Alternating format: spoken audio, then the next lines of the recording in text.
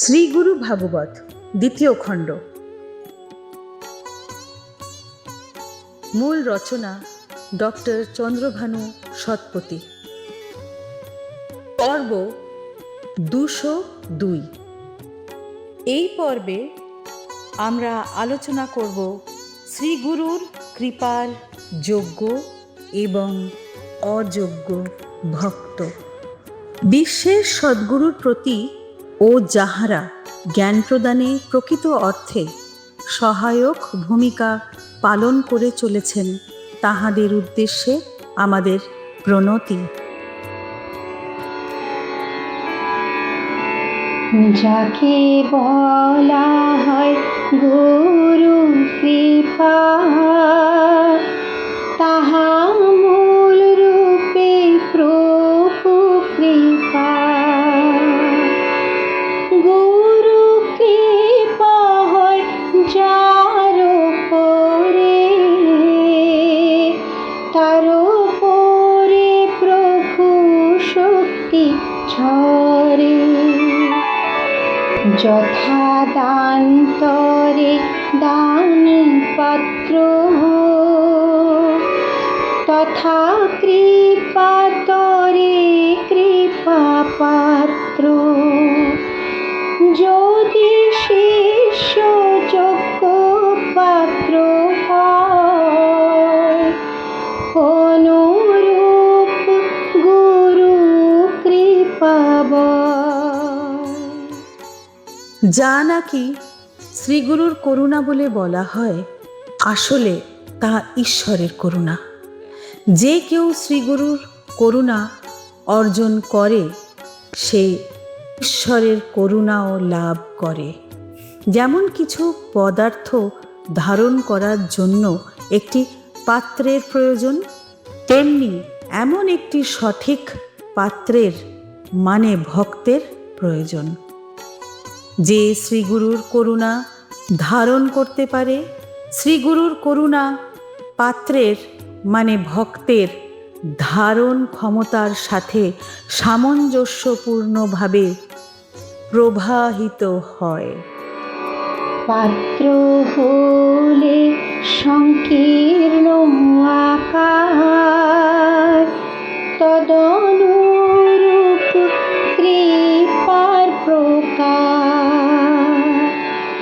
যে যে পাত্রের উদার মন, তারা ধরে বেশি কৃপাধন। কলস যদি শুরুতে ভরা, কেমনে চাইবে জল ভরা। যদি সে কলস খালি থাকে, গুরু কৃপা জল ভরে থাকে। যদি পাত্রটি মানে ভক্ত সংকীর্ণ হয় বা সংকুচিত মানসিকতার হয়, তবে এতে করুণার কম জল ধারণ করে। যদি পাত্রটি বড় হয়, তবে এতে আরও জল মানে অনেক বেশি করুণা ধারণ করতে পারে। যে পাত্র পূর্ণ, তাকে কিভাবে আরও পূর্ণ করা যেতে পারে? শুধু যখন পাত্রটি খালি থাকে, তখনই এটি শ্রীগুরুর করুণায় কানায় কানায় পূর্ণ করা যেতে পারে। ঈর্ষা, ক্রোধ, মিথ্যা, লালসা ভরে থাকে মনের কলস। পাত্র